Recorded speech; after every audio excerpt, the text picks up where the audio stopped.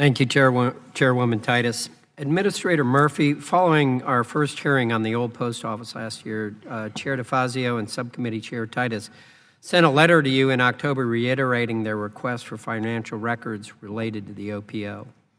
According to your testimony, GSA has provided more than 3,700 documents totaling more than 10,000 pages to the committee on this topic. You continue to explain today that the only outstanding documents fall into two categories. First is legal opinion, and it is a long-standing practice of administrations not to disclose internal legal advice. And the second category includes confidential financial records, and that's included in the lease. On October 24th, Chair DeFazio and Titus issued a subpoena for these documents, the first T&I subpoena issued in almost a decade. In your testimony, you note that prior to the subpoena, GSA was unable to provide confidential financial records without violating the terms of the OPO lease.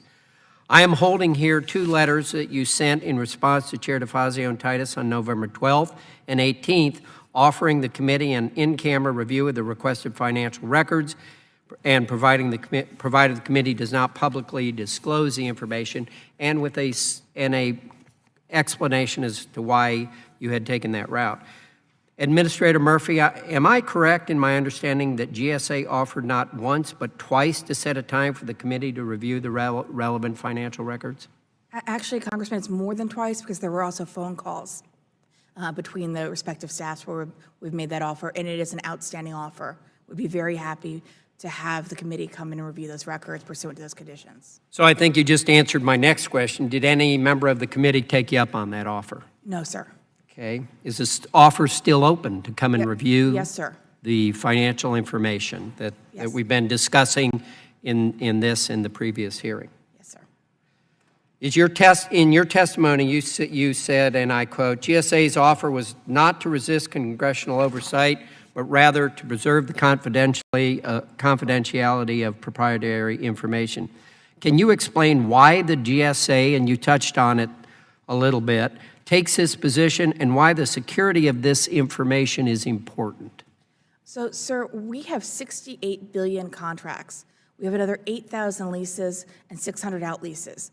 If the parties that we're entering into contracts with can't trust us to live up to our side of the bargain, then they're not going to do business with us. And I am a firm believer that competition is good.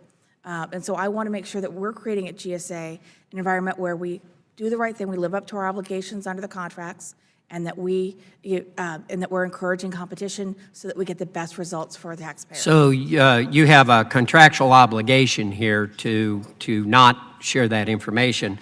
But how could releasing that information make it more difficult to do business with GSA? Well, because I think that if our tenants and other contractors see that we're not as good as our word, we're not living up to the bargain that was struck in 2012, they're not going to want to do business with us in the future.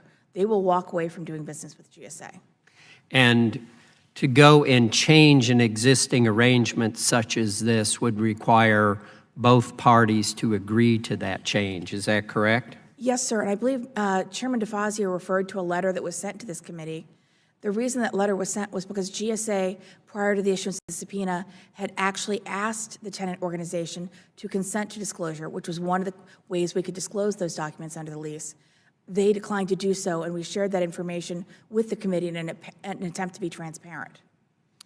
So as a person that has been involved for decades in real estate, I can relate to what you're saying about if I strike a deal with another party, I really don't want that deal shared with just anybody, or even if I'm going to bid on something, I think it's improper that my offer or my terms and agreement are just shared with the public as well. So I support the position that GSA has. I think it's good business practice. It's a way to carry forward in the future as well. Thank you, and I yield back.